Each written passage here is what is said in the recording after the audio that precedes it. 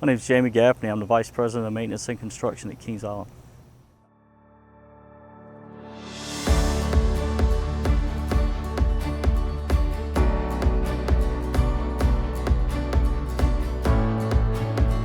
Typically, a typical day for me at the park is, it changes throughout the year. We have different phases of the season. We have operating season, which we're in now. We also have off season, where the majority of our work is taking place, from rebuilding the existing rides that we have or assisting and overseeing the construction of new attractions coming into the park, like this Orion that we see behind us here. During the operating season, a typical day, I get to the park between 7 and 7:30. Our maintenance staff starts as early as 5 a.m., some of the guys in the rides maintenance area, just so they can get ahead of the work that's needed and the inspections that they got to take care of before the park opens at 11 a.m. During that morning, I come in and check any emails or any reports from the night before this operation to make sure that we don't need to address any issues that might be lingering from overnight. A lot of the big coasters take a lot of inspection time each morning. Orion, we have 3 guys on it, and it takes them 4.5 to 5 hours of inspection time each morning just to get through that daily inspection that's performed. We also have the Beast. It has 3 trains on it as well. There's a lot of track. There's over 7,000 linear feet of track out there that's got to be looked at each day, along with the trains. So those larger coasters definitely take us the most time and can be the most difficult to get open before the park gates open at 11.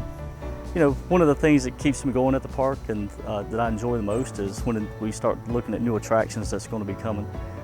First, we start trying to determine what attraction we want to try to bring to the park, what best fits our arsenal of rides, and what would be better received by our guests. This Orion coaster, we started looking, we heard the guests and for the need of a giga coaster, so we worked with B&M, started looking at the type of ride, also where it's going to fit in the park. You can't just put one of these anywhere. As you can see behind me, it takes up a lot of real estate. So just kind of maneuvering it, working through the layout and getting it to fit best for the park so that it has a good, lack of a better term, curb appeal to the midways and all.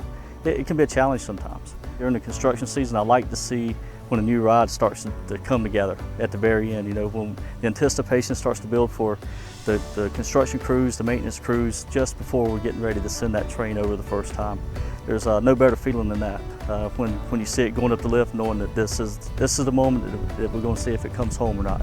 And pretty much, I haven't been involved, but with maybe one that didn't make it all the way around. That was Son of Beast back in 2000. It valleyed at the very top of the lift as soon as we sent over, so it kind of took the air out of our sail then. But Orion, it's been fast from the day one, and it's very smooth, rewritable.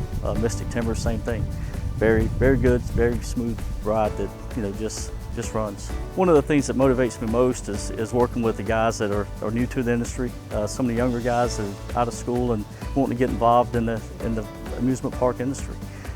Just working through interviews and talking with them, just having conversations is a great thrill and brings back a lot of memories for me for when I started as a seasonal and working up and aspiring to be promoted within the company.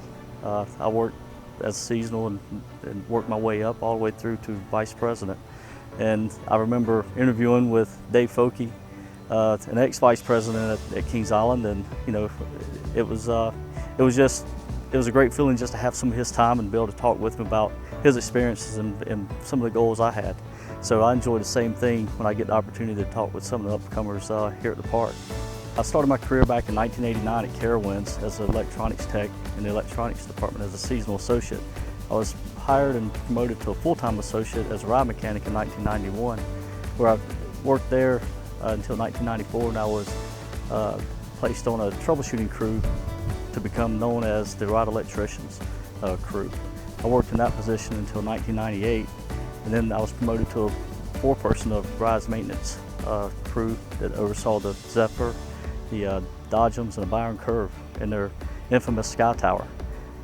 From that position, I was promoted to engineering supervisor, which looked at special projects and any modifications that maybe need to be coordinated with manufacturers, and also the documentation of our rides maintenance department.